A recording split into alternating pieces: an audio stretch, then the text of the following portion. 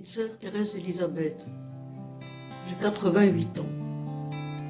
Toute petite, j'ai pensé à donner ma vie à Dieu, car je me disais que si moi qui comprends tout l'amour que nous lui devons, je ne la lui donne pas, qui le fera? Alors, il restera seul avec sa peine. Et à l'âge de choisir comment je réaliserai ce don, à la fin des études secondaires, j'hésitais.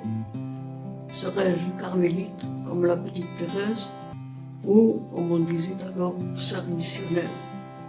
La découverte de la fraternité des petites sœurs de Jésus, récemment fondée, m'a fasciné par la force et la simplicité de l'amour unique de Jésus, rayonnant de la vie du frère Charles. Et la fraternité me donnait de pouvoir vivre à la fois les deux aspects, contemplatifs et missionnaires.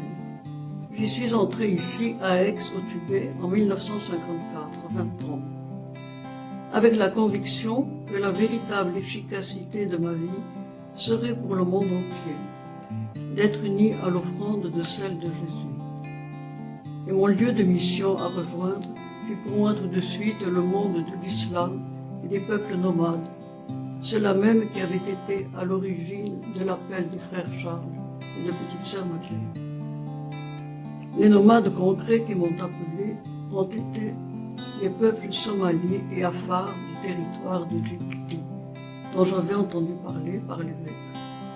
À la vie nomade m'appelait le goût de la simplicité qui se contente de l'essentiel. Il faut être léger pour pouvoir être mobile. Mais il faut aussi reconnaître qu'il y avait le goût de la vie dans la nature. J'étais très marqué par la manière profondément respectueuse, je dirais comme de l'humilité, la manière d'aborder chaque culture et chaque être humain qui nous était enseigné, avec la nécessité évangélique d'un amour inconditionnel pour chaque personne, sans exception. Je n'ai jamais oublié une phrase de petite sœur Madeleine, notre fondatrice, à la suite de frère Charles. Elle disait ceci: réussir cette chose si difficile de considérer chacun comme s'il était notre unique ami. Chose si difficile, mais après 70 ans d'essai, quelle joie profonde de découvrir quelle merveille Dieu nous donne à travers le trésor et la fidélité des amitiés.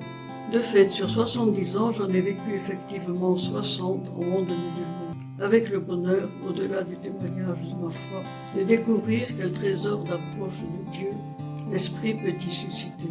Et j'ai vécu 5 ans seulement avec les nomades, partageant leurs conditions de vie rudes, être à la recherche de pâturage et de points d'eau toute sa vie, mais dans une pauvreté confiante, d'abandon constant à la providence, et avec une générosité bouleversante envers nous. 3 ans chez les Afars et 2 chez les Touaregs du Houda, dans la région de Tamanrasset. Et puis il y a eu une quarantaine d'années très sédentaires en Tunisie, dans la monotonie, avec beaucoup de couleurs, du métier à tisser avec toutes les femmes d'un village. Partout, l'Eucharistie était la forme profonde de notre vie. Avec à la maison, fut-elle une tente au milieu du désert, la présence du Christ Jésus, adoré et vécu dans l'Eucharistie. C'est elle qui transfigure et féconde les réalités de Nazareth, la vie ordinaire des pauvres que nous partageons. J'ai aimé la vraie famille que nous formons, que nous essayons de former, en vivant mélangés comme sœurs venues de pays du monde entier. Maintenant, il me reste à vivre ce que le Seigneur me donnera à mon grand âge. J'espère que dans ce don, il y aura celui d'entrer complètement dans le mystère de l'enfance du tout petit Jésus, manifesté à Bethléem. C'est la pierre de touche d'une vocation de petite sœur de Jésus. Tu es celui qui est, celui qui était, celui qui sera. Tu es celui qui est, celui qui était, celui qui sera. Toi, Dieu éternel,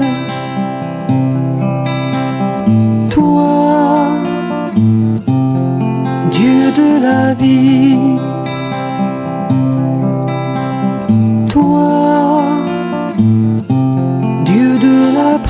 hier. Toi, Dieu mon amour, je suis celui qui est, celui qui était, celui qui sera. Je suis celui qui est, celui qui était, celui qui sera. Moi, Dieu éternel, moi, Dieu de ta vie.